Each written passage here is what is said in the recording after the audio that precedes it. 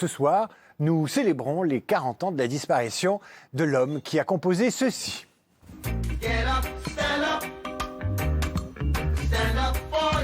Présence de Bob Marley sur Canal+ ce soir, avec nos invités passionnés par Bob Marley. Il avait 36 ans quand il est mort, il en aurait 76 aujourd'hui. Il ferait probablement toujours du reggae. Bonsoir à vous qui êtes nos invités ce soir. Anne-Sophie Yann, qui publiait un récit qui pourrait être un roman.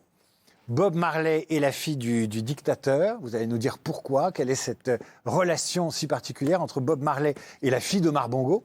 Et puis avec nous également Alain Gardinier, Bob Marley, la légende.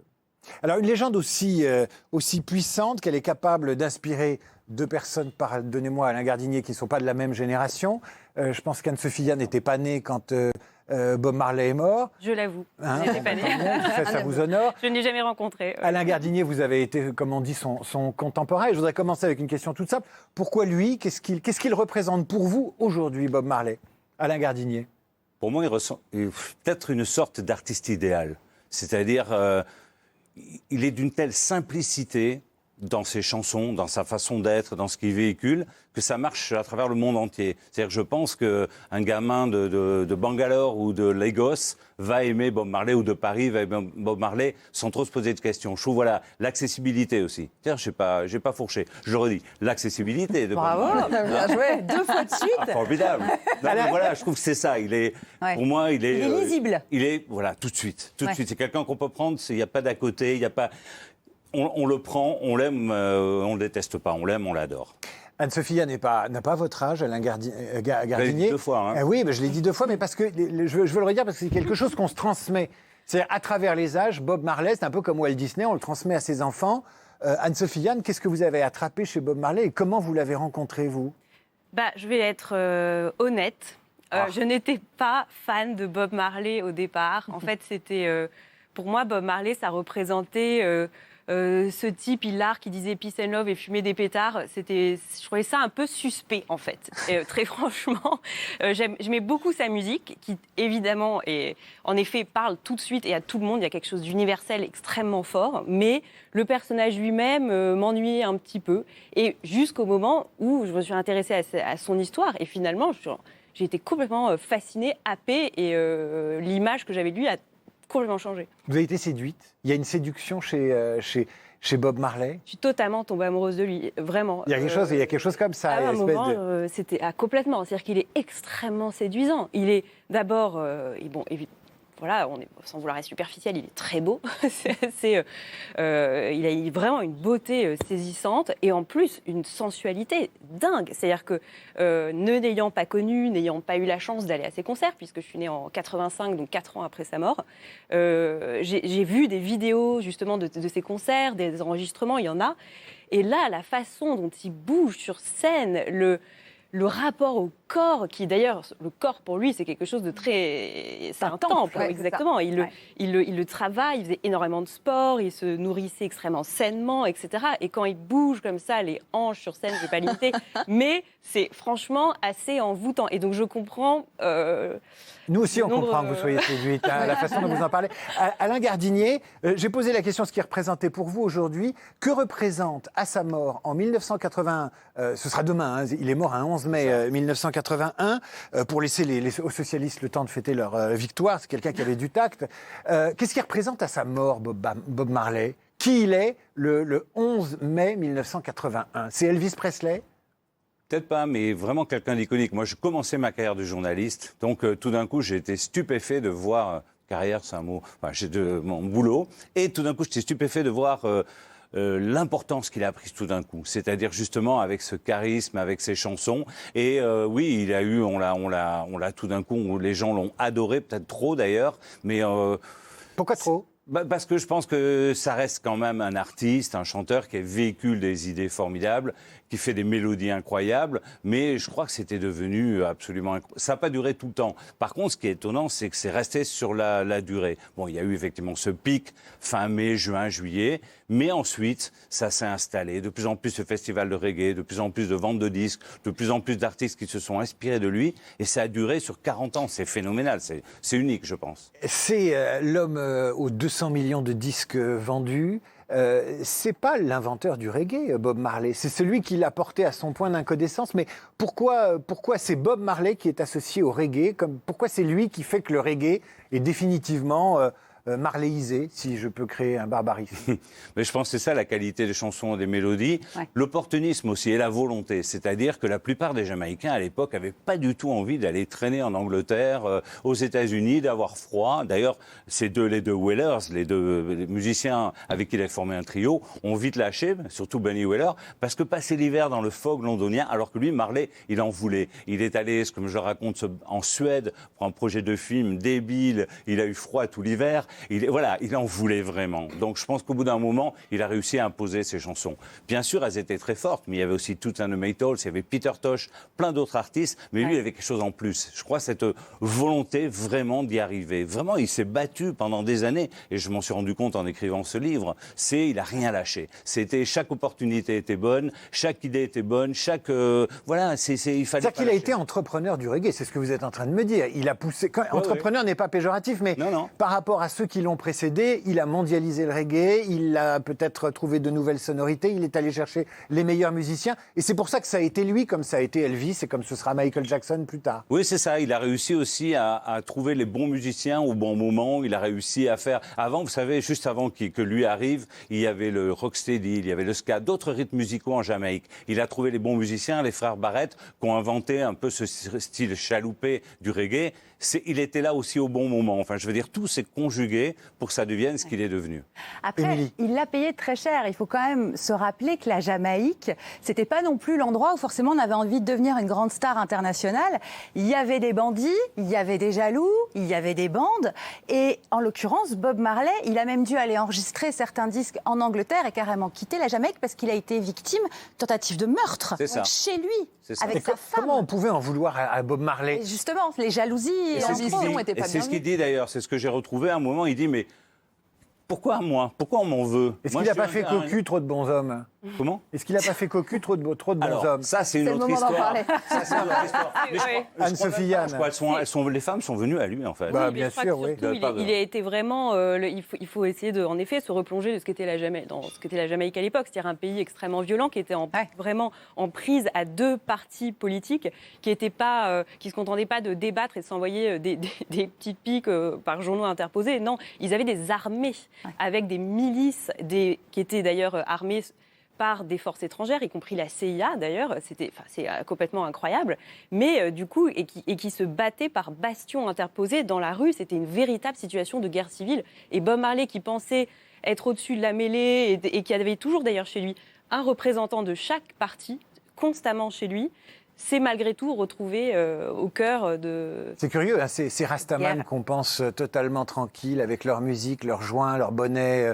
Et en fait, la Jamaïque, lieu de toutes les violences. Émilie, on compte un peu sur vous pour nous résumer 200 millions de disques en 1 minute 30 avec un petit medley pour qu'on se replonge dans l'œuvre de l'empereur. C'est vrai, vous avez parlé du cliché, du fumeur de pétard, etc. Il y a des chansons de Bob Marley qui sont comme ça. Je pense par exemple à Easy Skanking, qui est une chanson où il dit « J'allume mon spliff et je monte tranquillement ». Easy Skanking, ça donne ça. Là, on est dans le cliché. Vous pouvez être dans un hamac, David. Et une extrême douceur aussi. Hein. Tout le monde est gentil, tout le monde est beau. Hein. Évidemment. La douceur, on la trouve aussi chez le Bob Marley Lover. Hein, on l'a un petit peu abordé sans en dire plus, mais enfin, à un moment, il faudra qu'on parle effectivement de tout ça. Et pourquoi pas de cette chanson Is This Love, une chanson déclaration d'amour à une certaine Miss Monde à qui il va faire des enfants. Et c'est son épouse, Rita la Vénarde, qui est au cœur. Ambiance.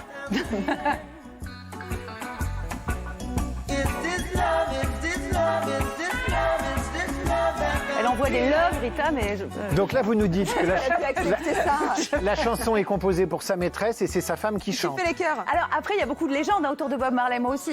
C'est extrêmement pervers. Donc ce sont des choses que j'ai lues, mais est-ce que vous confirmez ça? Par exemple, la présence de Rita Marley, qui est donc sa femme, son officielle, et qui continue à faire des tournées avec lui, à chanter avec lui. Mais tout à fait. Et qui voit défiler les Miss Monde. C'était un statu quo entre les deux. Rita a toujours su que Bob l'a trompée. Elle ne s'est pas gênée non plus, mais elle l'a fait comme une forme de revanche. Je pense pense que, alors que lui adorait les femmes, c'était absolument incroyable. C'est vrai qu'il a aussi eu comme petite amie Miss Monde, Cindy Breakspear, qui lui a donné un fils, Rohan.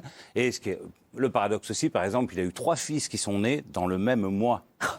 Et oui, de 3 mères différentes dans le même mois. Ouais. Oui, c'est unique au monde. Ça résume bien. C'est unique au monde, oui, C'est voilà. pas unique, Je crois mais- que Erita, elle a pris son parti, elle a toujours été là, elle a été là pour les enfants, pour lui. Ça a été compliqué, je le raconte, parce que pas mal de musiciens m'ont un petit peu raconté tout ça. Il y a eu quand même des grosses frictions, des moments où elle n'en pouvait plus, mais elle a toujours tenu, elle a toujours été là. Effectivement, c'est quand même une drôle de situation pour une femme. On va revenir sur la a oublié une petite chanson, la David. vie privée de Bob Marley, mais Ouais. justement, il reste d'autres thématiques explorées par le maître. Oui, par exemple, sur un titre comme Redemption Song, il va revenir sur l'histoire de l'esclavage, qui est très importante pour lui. Et puis il y a aussi Exodus, si on prononce correctement, c'est carrément le nom d'un album, mais c'est aussi le nom d'une chanson, Fleuve, qui dure plus de 7 minutes. Exodus, jugé comme un des tout meilleurs albums de tous les temps, du XXe siècle. Ça peut, hein, ça, je pense qu'on ne va pas dire le contraire. On écoute un extrait, Et alors. surtout, oui, écoutons, c'est une chanson en forme de programme politique.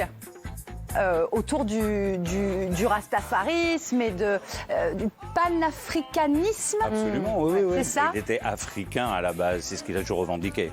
C'est ce Oui, qu'il bien dit. sûr. Il dit- C'est les racines africaines. On va parler du message spirituel Et politique. et politique de Bob Marley, mais avant ça, vous avez défloré le sujet juste avant, c'est la collectionnite de conquêtes féminines et une histoire d'amour d'un genre un peu particulier. Alors déjà, vous confirmez le rythme effréné des conquêtes amoureuses. Est-ce que c'était des conquêtes ou est-ce que c'est les femmes qui ne lâchaient pas ? D'après, parce que j'ai parlé à plusieurs de ses ex, qui disaient que lui, finalement, ne draguait pas tant que ça. C'était pas le pro de la drague. En général, c'était... Magnétisme, en fait. Oui, puis c'était salut bébé, je vais te faire un enfant. Enfin, c'était assez minimaliste, quoi. Ah, elle voulait un enfant de Bob Lui Marley. disait salut, je vais te faire un enfant. Ah, Puis il elle disait, était, ok, et puis voilà, quoi. Ah, il avait un côté procréateur. Ah, mais C'était au obligé. cœur de... Exactement. Ah oui. C'était Il avait absolument besoin d'avoir des enfants ah bah, avec les femmes qu'il il aimait. a souvent dit que, en fait, qu'il se vantait de pouvoir mettre une femme enceinte du premier coup. C'était très Droit au important. but, mais- J'adore mais cette il y a- compétence. Oui, c'est ça. Alors, moi, je voudrais dire quand même une chose. On a ici 2 féministes chevronnées qui sont absolument sous le charme d'un homme qui collectionne les femmes, qui s'enorgueillit d'avoir une semence d'une qualité exceptionnelle. Et visiblement, ça passe. C'est-à-dire que le patriarcat à la Marley, c'est quelque chose qui s'installe tranquillement. Mais parce que c'est pas un patriarcat. C'est ça, défendez-le, oui, Mais bien ce sont- entendu. ce sont C'est les- consenti aussi. Ce sont les femmes qui ont les maisons et les sous, et c'est Bob qui se balade de baraque en baraque. avec Anne-Sophie ses Yann, valises. vous Et confirmez puis, surtout, d'accord. apparemment, c'est elles qui font souvent le premier pas, en fait. C'est-à-dire que lui, sûr. il est là, et puis les filles se jettent un peu sur lui. Donc, il dit pas non, à part OK, je te fais un bébé. Et puis, voilà la réponse. Et puis après, il attend qu'elles viennent. Et en effet, elles sont complètement attirées par lui. Alors, on va comme accélérer. avec du miel. En 2 mots, l'histoire absolument passionnante que vous racontez dans votre livre, c'est une histoire d'amour, plutôt à la fin de sa vie, puisque en 77, il se blesse en jouant au foot. On lui découvre pas un mélanome qui va l'emporter 3 ans plus tard, mais entre les 2 ou 3 dernières années de sa vie, il rencontre une des filles d'Omar Bongo, qui lui aussi fait des enfants à tir-larigot, si j'ose dire. Mais lui, il était dictateur. Et lui était dictateur, il présidait le Gabon. Qu'est-ce qui se passe entre ces deux-là ? C'est- Pourquoi cette histoire vous a touché ? Cette histoire, elle est incroyable parce que déjà, elle a quelque chose de follement romanesque. C'est la princesse africaine qui, à Los Angeles, dans les coulisses d'un concert, tombe sous le charme du roi du reggae. Donc déjà, il y a une promesse quelque part en termes de narration qui est forcément intéressante. En plus, avec une dimension tragique, parce que sans spoiler, je pense, personne, ça finit mal, vu qu'il meurt assez vite. Il se On l'a dit au rencontre, début de l'émission, hein, y a exactement. pas de Donc du problème. coup, on peut dévoiler la fin, ça finit un peu mal. Et puis, très courte, c'est-à-dire qu'ils se rencontrent en novembre 1979. Et il meurt en mai 1980. Donc, il se passe... Un peu plus d'1 an, quoi. Exactement. Donc, il y a cette passion incroyable jusqu'à la fin de sa vie, finalement, qui restait secrète pendant 40 ans. Et sur une durée très courte et qui, en plus, cristallise, ça qui est incroyable, toute l'histoire de l'Afrique, les Caraïbes, l'esclavage. Et toutes les diasporas. Complètement. C'est-à-dire qu'à travers leur amour, on comprend tout le passé, c'est chargé. Et c'était secret parce que justement cette relation avait une portée géopolitique. Oui, en fait. quelque part, c'est-à-dire que à côté, son Omar Bongo était au courant que sa fille avait eu une aventure avec Bob Marley. Il a autorisé, ce qui était plutôt finalement sympa parce que du coup elle a pu prendre l'avion officiel pour aller en Jamaïque, le retrouver, etc. Mais par contre, elle était quand même discrète. C'est-à-dire qu'il ne se cachait pas non plus, mais il ne s'étalait pas. Il y a des photos qui ont été prises d'eux, mais Bob Marley disait au photographe c'est pour ma collection privée, ne les passe pas à la presse, etc. Donc il y avait finalement, jusqu'à très récemment, en fait, cette histoire, du coup, est restée complètement ignorée. Vous disiez, Anne-Sophie Yann, que vous aviez rencontré des femmes qui ont aimé et qui ont été aimées à sa façon, puisqu'il y avait quand même le volume, on ne peut pas se démultiplier. Vous n'allez pas vous en remettre, hein. Non, je suis un peu jaloux.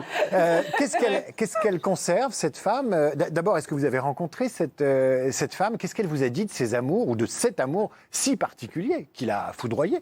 Je l'ai rencontrée, j'ai fini par la rencontrer, plutôt ça serait plus juste, parce que je l'ai dû la harceler pendant 1 an et demi, très franchement, pour qu'elle accepte de me rencontrer. C'est une femme extrêmement secrète, discrète, taciturne. On ne sait rien d'elle, C'est ça, une des choses qui m'a fascinée dans cette histoire, c'est que dès que j'ai appris qu'il y avait potentiellement quelque chose, j'ai tapé son nom comme tout le monde sur Google, et là, il n'y a rien. Enfin, et vous l'avez rencontrée? Et donc finalement... Et la femme que vous avez rencontrée, vous vous êtes dit, cette femme, je comprends que Bob Marley l'était. C'était le dernier amour de Bob. Oui, mais complètement, parce que elle n'est pas du tout de la même manière. Je pense qu'il y a beaucoup de malentendus quelque part sur Bob Marley, posthume, des légendes. Et sur Pascaline Bongo aussi, c'est-à-dire qu'en fait c'est une femme très discrète, qui comme lui était finalement, elle parlait pas beaucoup. Ils sont assez trouvés sur certains thèmes aussi communs. Elle, donc fille d'un dirigeant africain, et lui qui était le chantre du panafricanisme, etc. Donc forcément, ça l'a touché. Il chantait l'Afrique, il chantait son continent. Donc ils se sont rencontrés là-dessus, mais elle a été marquée à vie par cet amour. C'est-à-dire que la femme que j'ai rencontrée 40 ans plus tard est toujours quelque part avec Bob Marley. C'est-à-dire que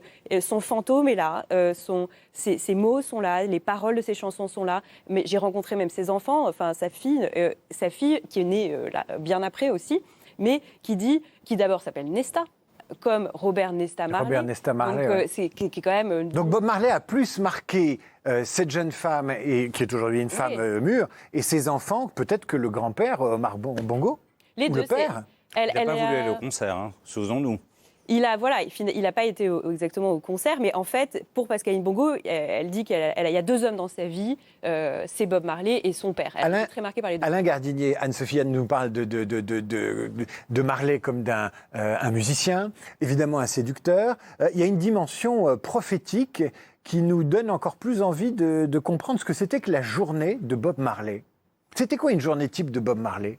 Mais il n'arrêtait jamais. Mais surtout, il y avait cette maison au 56 Hope Road à Kingston. C'est une maison emblématique et tout le monde rentrait, sortait effectivement. Il y avait ses amis des partis politiques parce qu'il était à l'école avec eux. Donc c'était difficile de les renier. Ce sont eux qui ont un peu rabiboché, qui ont aidé à faire ce fameux concert. Les femmes passaient. C'est vrai qu'il avait cet amour des femmes. Mais je veux revenir là-dessus. Il y a un moment, il s'engueulait vraiment avec une fille qu'il a adorée aussi, qui s'appelait Esther Anderson, parce qu'il s'est rendu compte tout d'un coup qu'elle utilisait des moyens de contraception. Et pour lui, c'était pas possible. Et il lui a dit, moi, je lui ai parlé, il lui a dit, mais non, moi, si j'aime une femme et tout, je lui fais un enfant. C'est pas possible, tu ne peux pas refuser. Il s'est trouvé que finalement, elle ne pouvait pas avoir d'enfant et il l'a quitté. Comment j'étais pas là, ça s'est peut-être passé comme ça, mais disons, au bout de quelques semaines, ils n'étaient plus ensemble. Quel lien vous